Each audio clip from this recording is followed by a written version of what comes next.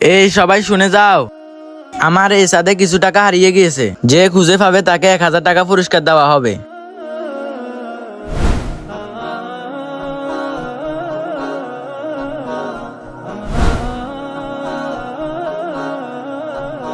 আরে এই তো টাকা। ভাই আমি টাকা পেয়েছি। হ্যাঁ হ্যাঁ, যা এবার পুরস্কারটা নিয়ে আসি। ভাই আমি আপনার টাকা পেয়েছি, এই নিন আপনার টাকা। ওখানেই পড়েছিল আপনার টাকা, এইবার আমার পুরস্কারের 1000 টাকা দেন। এখানে তো 3000 টাকা ছিল, আর 2000 টাকা কই? কি বলছেন ভাই? টাকা যেভাবে আসলে আমি আপনাকে সেভাবেই দিছি। দাঁড়া, ছেলে মজুরকে ডেকে নিয়ে আসি, আজকে তোর খবর খারাপ করতেছি।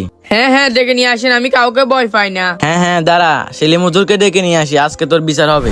চলেন ছেলে মজুর, আজকে আপনাকে বিচার করতেই হবে।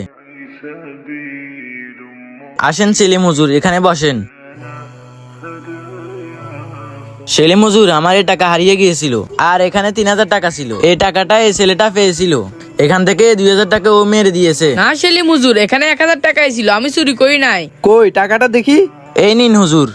তুমি কি নিশ্চিত তোমার 3000 টাকা হারিয়ে গেছে? হ্যাঁ হুজুর, আমার 3000 টাকাই হারিয়ে গিয়েছিল, আমি একদমই নিশ্চিত। তাহলে এই টাকা তোমার না, তোমার টাকার বান্ডিলে 3000 টাকা ছিল, এখানে তো 1000 টাকা আছে। এই টাকাটা সম্পূর্ণ এই ছোট ভাইয়ের, কারণ এই টাকাটাও সম্পূর্ণ ছোট ভাই পেয়েছে। হ্যাঁ একদম ঠিক।